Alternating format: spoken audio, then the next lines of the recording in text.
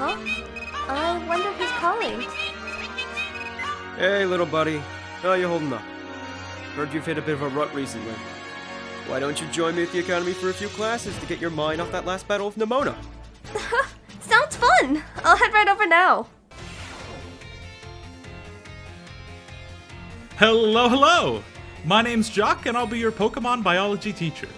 In my class, we'll all learn about the various quirks of our beloved Pokemon together. I hope you all come to love Pokemon even more from the things we learn here. In today's class, I'll teach you a great way to get to know Pokemon in more depth. If you'd like to become better friends with your Pokemon, you can let them come out of their Pokeball and walk along with you. Sounds great, huh? You can use the ZR button to throw a Pokeball and let out the Pokemon inside. Nothing cuter than watching your Pokemon run around underfoot, if you ask me. Once you let your Pokemon out, try speaking with them. They're sure to respond in some way. It's a great way to get to know them better. However, letting your Pokemon out of its ball isn't such a great idea in some locations. Can anyone tell me where it is that you shouldn't have your Pokemon walk along with you? Inside buildings? That's right. Great job, Julianna. I see you did your homework. The correct answer is that we should not walk for Pokemon indoors. How about that? Some Pokemon might damage walls, desks, and other things walking around inside buildings, so it's not allowed regardless of the species. Therefore, please only let your Pokemon out of their Pokeballs outdoors. Okay, everyone? I think I see them out and about in classrooms from time to time, but still. Anyway, you may become even closer friends with your Pokemon pals by walking together. Oh, I almost forgot. Keep in mind that you can only walk together with your lead Pokemon. Remember, use the ZR button to throw a ball and let out the Pokemon inside. You'll also want to remember that throwing a ball at a wild Pokemon will start a battle. It looks like that's all the time we have for today. See you all next class. Hello, everyone. Nice to meet you. My name is Tyme, and I will be your math teacher. Sorry to put you all on the spot at the start of class, but let me ask you a quick question. Do you enjoy numbers, arithmetic, and the like? Yeah! Sort of. Oh my. Thank you for your honest responses. Some of you may like numbers, and some may not.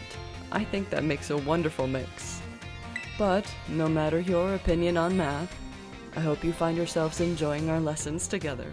I'll do my best to find a good way to match up your interests with all types of math lessons. Speaking of which, are you all caught up on your studies of Pokemon type matchups? For example, grass is strong against water, and water is strong against fire, correct? Julianna, you seem to be good with Pokemon. So let me ask you this. Bearing in mind that water is strong against fire, if the move Water Gun hits a fire-type Pokemon, what becomes of the move's damage? It's doubled, right? That's right. I knew I could count on you for this question, Julianna. Using moves of a type that your opponent is weak to is a super effective tactic.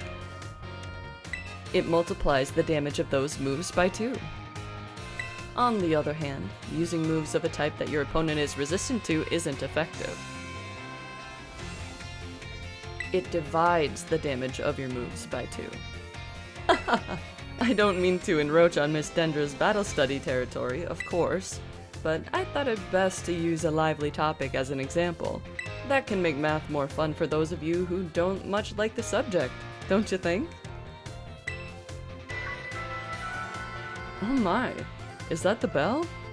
I suppose that's all for now. What a shame. I'm looking forward to seeing you all in the next class. I hope you're looking forward to it too.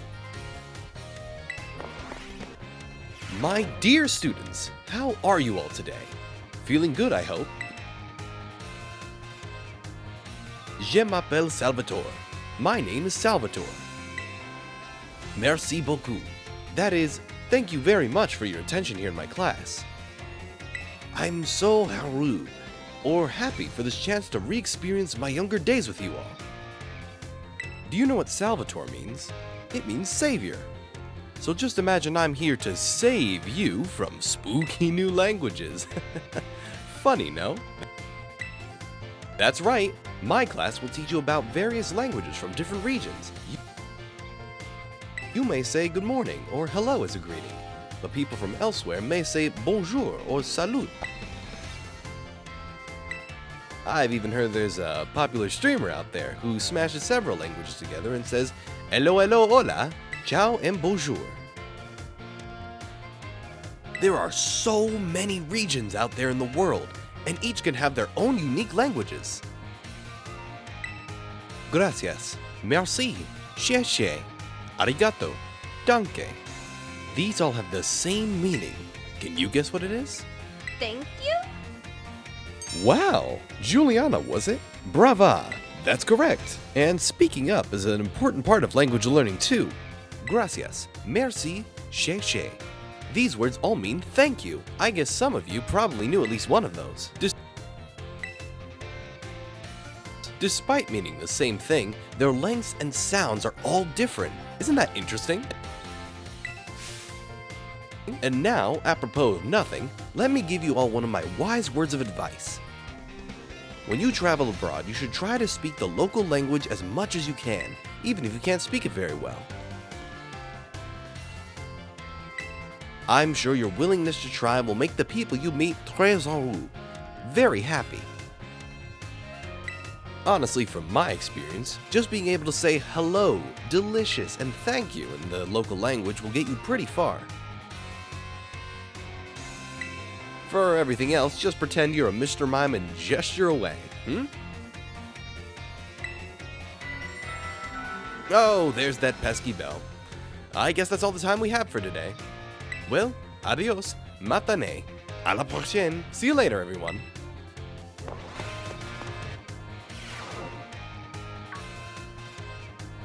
Oh, I see we have some new students here with us today. My name is Raifort. I will be the one to impart knowledge of the past to your little minds. History is a wonderful thing, truly splendid. The lives of our ancestors throughout history forged the path to the present in which we live. Today, you shall learn about the most mysterious location in all of Paldea, the Great Crater. As you are all aware, a massive crater known as the Great Crater of Paldea exists in the heart of our region. The area inside the crater is called Area Zero, and research of its geological strata and material composition has shown that the crater is in fact over 1 million years old.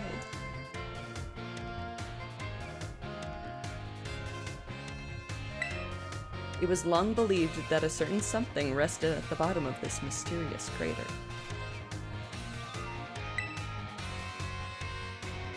Aha! Perfect timing to make eye contact, young Julianna. Answer me this. What exactly was believed to rest in the depths of the Great Crater, inside Area Zero? Was it a Snorlax? Incorrect! An adorable answer, to be sure. But were you perhaps fooled by my use of rest? The correct answer is treasure. That's right. Someone believed that a treasure more valuable than anything else in the world rested in the depths of the Great Crater. So much for dreams of treasure hunting, though, as a lab has been built in those very same depths. Oh, and before I forget, you would all do well to remember that the Great Crater and Area Zero are both off limits to all but those who have official business there. Do not dare entertain the foolish notion of gallivanting off to Area Zero in search of riches. It is no place for children dreaming of treasure and adventure. Besides, if it were at all possible to investigate the area, I would surely be the first to do so. Oh, is it that time already? I must have gotten swept up in filling your minds with knowledge. This ends today's lesson. We will unravel more of history's enigmas together next time.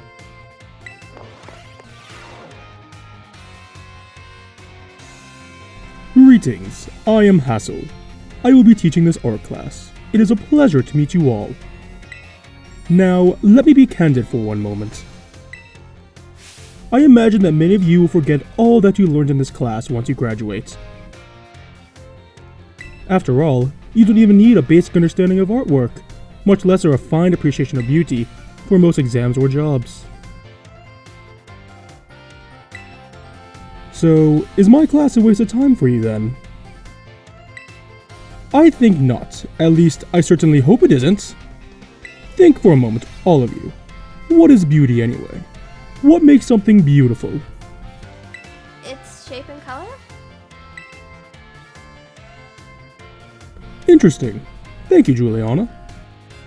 Oh, I don't mean to suggest there's a correct answer to my query. The important thing is that you all take the time to think about it.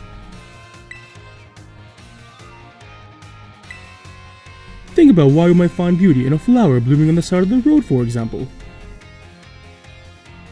Question why the sky is a different shade of blue than the ocean, or why the leaves change color. Ponder the windmills of Artisan and how they may move. Contemplate the chilling bite of the waters at Casacarafa.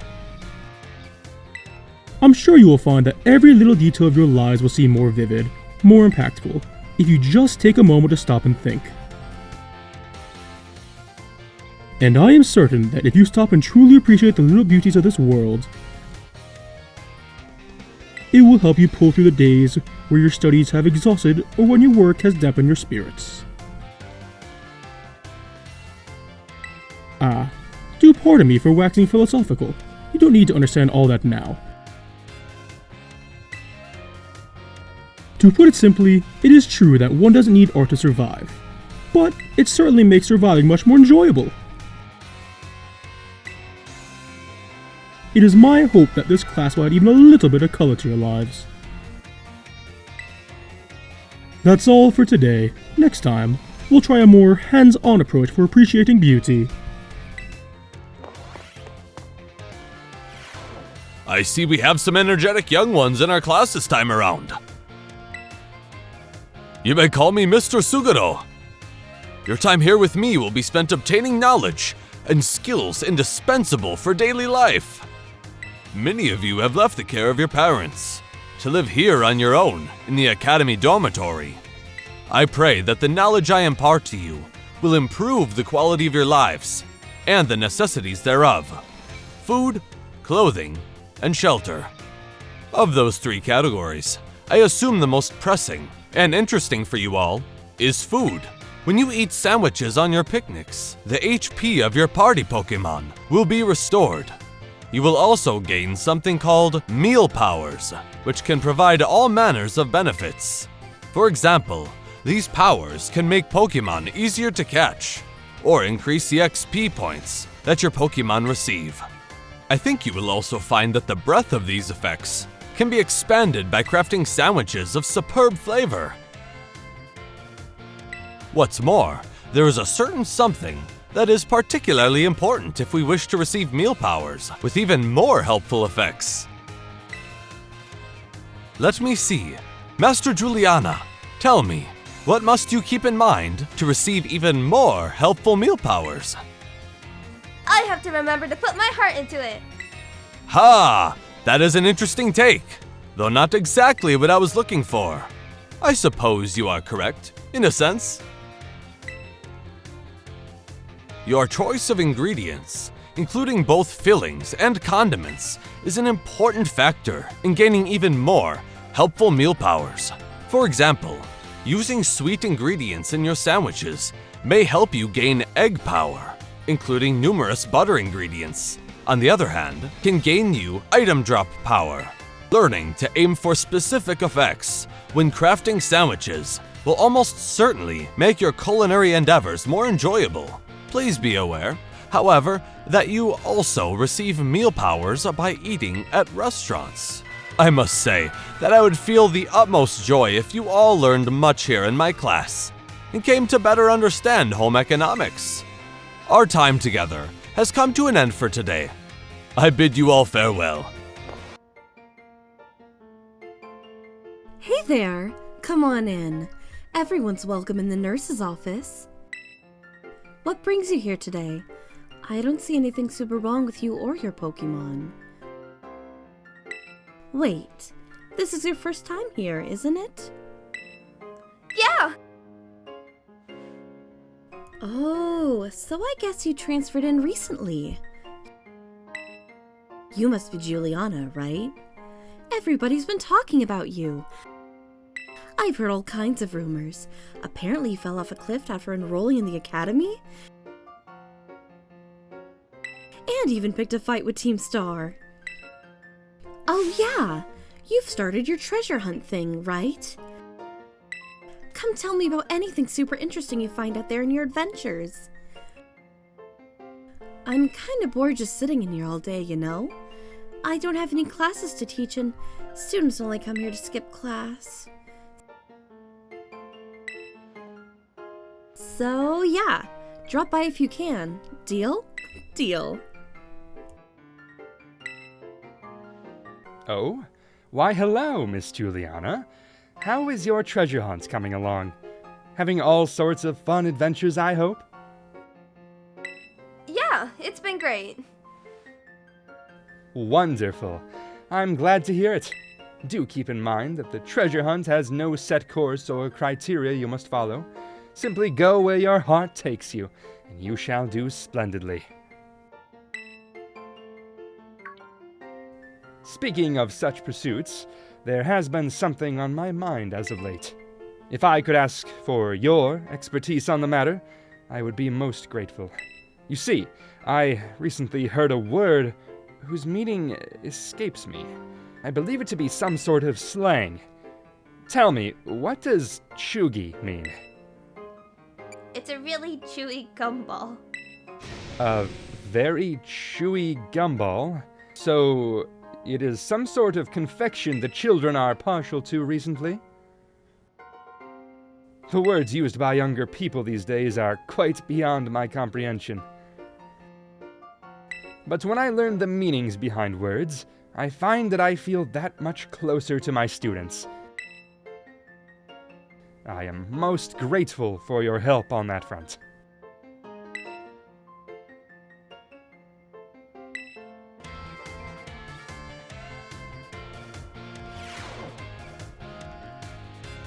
Oh, Sue! Say hello to your battle instructor! The one, the only, the hot-blooded Dendra! Also, is a karate thing, by the way. Look it up! My age? 25! My hobby? Working out! My type? Well, strong and muscular fighting types, of course! That's all for my introduction! As for my class, this is where you all get to learn the nitty-gritty of Pokémon battling. We'll start with the basics so that no trainer gets left in the dust. Even if you're new to this stuff, have no fear. Leave it to me and my muscles, and you'll be pros in no time. Let's set our fighting spirits ablaze together. Pokémon have all kinds of attack moves at their disposal, and each move has certain qualities that you'll want to remember. I'm talking about the power, type, and category of these moves. Higher power means more damage, especially if your opponent is weak to that move's type. Heads up, new kid! Question coming your way! What? There are 2 categories that attack moves can fall under. Know what they are? Physical moves and special moves. Awesome! You're just as sharp as I expected, new kid! Looks like you have a handle on the basics. Anyway, attack moves are split into 2 categories, physical and special. Physical moves do more damage the higher the Pokemon's attack stat is, and special moves do more damage the higher the Pokemon's special attack stat is. On the other side of things, Pokemon getting hit by these moves can take less damage by having a high defense or special defense stat, respectively. In conclusion, Pokemon that are good with physical moves should raise their attack stat, and Pokemon that are good with special moves should raise their special attack stat. Trying to raise both of these stats equally will just make it hard for the Pokemon to shine in battle. Make your strong points stronger, I always say. That goes for both people and Pokemon. Aw man, I was just about to suggest we do some hands-on practice to really drive the point home. But I guess we're out of time. We'll generally meet for my class here in the schoolyard, even for book learning. Nothing like a little fresh air to make studying more fun, am I right? But class is over for now. Take care, you little rascals. If you collect more electric terror shards and take them back to the treasure eatery in Medali, the chefs there should be able to cook something up for Jolteon so she can have an electric terrestrialization. Will do. Thank you so much, Miss Dendra. Hey, Julianna. How'd your classes go today? Oh, hey, Arven. My day went great. I definitely learned a few things.